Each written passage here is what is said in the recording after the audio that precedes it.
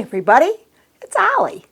Welcome to another edition of Coffee with Allie.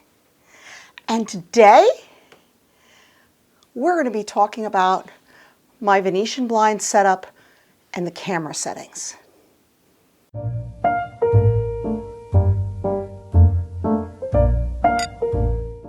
So for those of you that haven't seen some of my prior episodes, this is Emma. And Emma is my creepy ass mannequin. And I use her when I'm testing a lighting setup and I don't have a model. And I got her off of Wish. I wish I could make her adjustable height, but I can't. But anyway, let's get right to the topic. What inspired this particular topic was that Sierra and I on Creatives Chat did a video on how to do this setup. And after that video, we got comments like, what were your camera settings? How far away was the light? And all those things. And Sierra and I discussed it, and Creatives Chat is not a photography channel, but this is. So I am doing the full geeky photography details on this episode. And I'm gonna put a link in the end card from the Creatives Chat one to this, and a link from here to there, so you can see both. So if you wanna know exactly how we've set this up and what we used, it's on that episode over at Creatives Chat. And if you wanna understand a little bit more about the photography behind it, then you're at the right place. So something I love shooting is film noir style things with blind shadows. And I also like to do it with lace, and I like to do it with whatever. I just love doing cool shadows onto things. So we're gonna show you how to do this setup. So as you can see, I have a set of Venetian blinds that are set up on this crossbar. I have a backdrop. It's a darker backdrop. I have my model.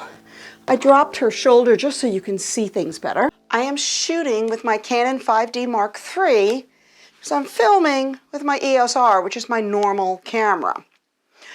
On the other side, I have a speed light. That speed light is set to 1/3 power. I always fire in manual. Too much of a control freak to be doing ETTL or any of that other stuff. I like to know that every single time it's gonna fire about the same. So I shoot Elinchrom, so I am using an Elinchrom trigger, and I have an Elinchrom receiver that fires my speed light. This is my light meter, and I really like using a light meter because it helps get me where I need to go. So I'm going to hold the light meter facing the flash in front of Emma's face, because she's pretty fair. I can blow her out easy. And I'm getting a setting of 7.1. I already knew I was going to do an ISO of 1/100th, and I was going to do 100th of a second. But I'm still going to shoot at f8 because I really like starting there. Now, you may be wondering, with these lights here, are they going to interfere with my shadows?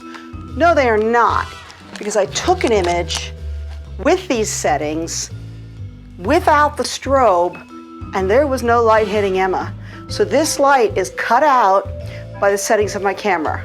Settings of the camera, f8, 1/100th of a second, 100 ISO. Speed light is on the other side of the blinds, about 3 feet away, facing Emma. It's a pretty basic setup. It's a one light setup with a speed light. You can use any kind of speed light, but the reason I'm using a speed light is because it's a small source of light and it will create better shadows. If I shot with a larger light, like my strobes, I would need to really flag it down or put a snoot on it or something, because my room is too small and I can't get it far enough away to make the light source small. I just use a speed light.